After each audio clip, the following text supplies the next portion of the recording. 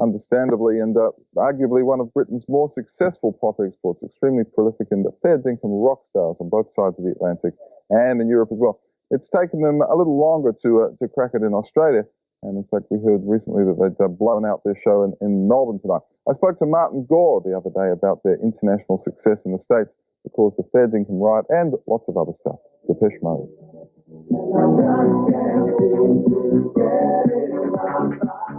When we first started in America, they had a terrible rockist attitude, and every interview we did, they couldn't understand why we didn't use many guitars, why we were mainly a synthesizer band, wasn't considered serious music.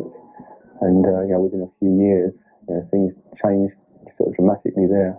We're doing really well, and that sort of music's really generally accepted now.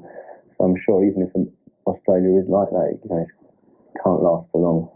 Generally, anywhere else in the world, anywhere we play, there's like a really good energy in the audience. People think if three of the band are static, stuck behind keyboards, that there can't be any atmosphere on stage. But I'm always really disappointed when I go and see other bands that the fact that the audiences are so they're just not into it. Our audiences are, from the first beat of the set till till we walk off at the end, they're really singing every line, they're dancing. Sort of non-stop. The whole thing's really about a celebration.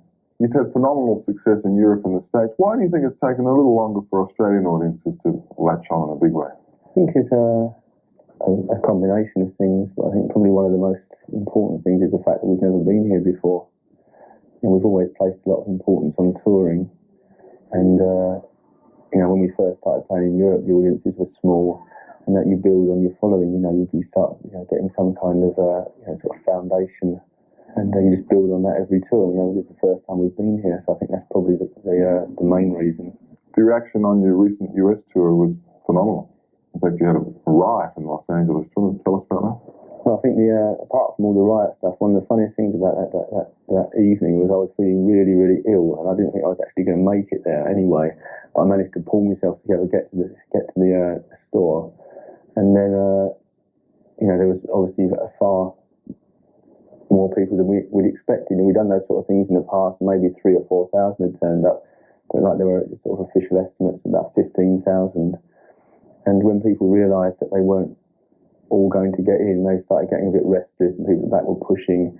It was really dangerous for the people at the front. It was a big glass front to the shop, and after about an hour and a quarter, the police just called it off because it was just getting out of hand, and there could have been, there were a few minor injuries, but there could have been sort of serious casualties there.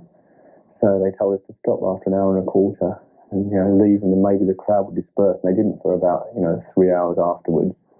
But it was quite fortunate for me. I was ill. You have been accused over the years, as all synthesizer bands are, of being clinical and a bit boring. What do you say to that?